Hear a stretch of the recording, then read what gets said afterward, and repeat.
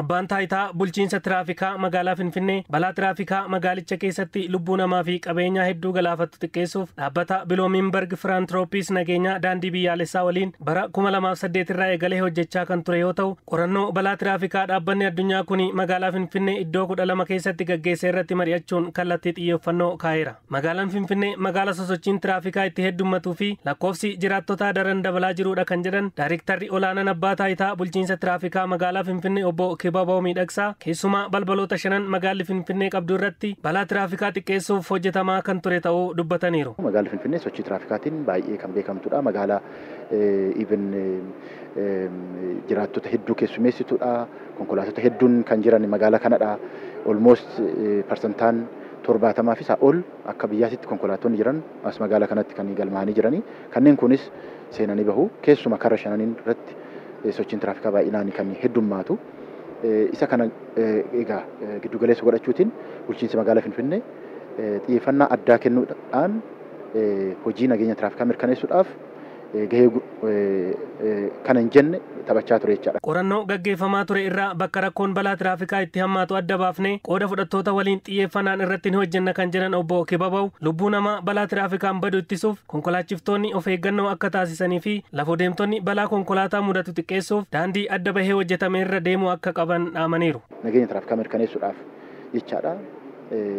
Caasan yookaan istiraakchariin cimaa ta'e hojii kana hoogganuu danda'u.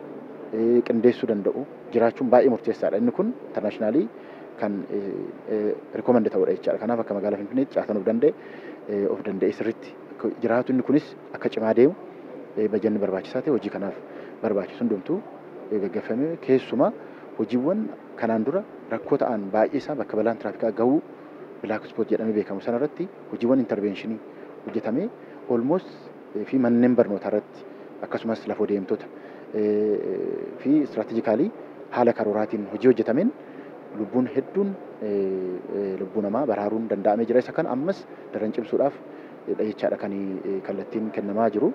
Yuunivarsiitii Finfinnee Kolleejjii Fayyaa Hawaasaatti gargaaraa Piroofeesaraa kan ta'an Dr. Tafariyaa Bagaas qorannoo balaa tiraafikaa dhaabbata Biloominberg Firaantirooppis nageenya daandii biyyaalessaa waggoota 9f magaalaa Finfinnee keessatti gaggeeffamaa ture irratti waliin hirmaachaa turuu ibsuun kana dura magaalaan Finfinnee daandii konkolaataa fi lafoo deemtotaaf mijataa hin taane waan qabduuf balaan hammaataa mudataa akka ture ibsanii jijjiirama misooma koriidanii wal qabatee dhufeen balaan tiraafikaa xiqqaachaa jiraachuu ibsaniiru. በፊት እንደምታውቁት በጣም ጠባብ የእግረኛ መንገድ ነው። Kana dura akkuma beektan karaan lafoo deemtotaa baay'ee dhiphaadha. Karaa lafoo deemtotaa kana irratti ammoo meeshaaleen ijaarsaa fi daldalli garaagaraa gaggeeffamaa ture. Sababa kanaan lafoo deemtonni karaa konkolaataa irratti bahuun deemaa turan. Amma inni hafee magaalaa Finfinnee keessatti karaa mijataan konkolaataa fi lafoo deemtotaaf hojjetamaa jira. Kanaaf balaan konkolaataa xiqqaachaa jira. Hojiin hojjetamaa jiru baay'ee gaariidha. Garuu balaa tiraafikaa kana caalaa xiqqeessuuf ammas hojjetamuu qaba.